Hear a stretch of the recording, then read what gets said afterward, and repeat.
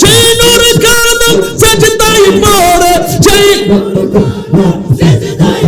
রে উম্মত বলে কেঁদেছে নূর নবীর আগমনে খুশির জোয়ার উঠেছে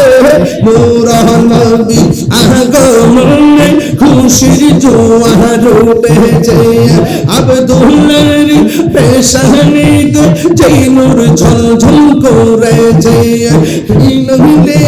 সেই নূরের ঝলক ছোঁয়া মা আমেনা রহমে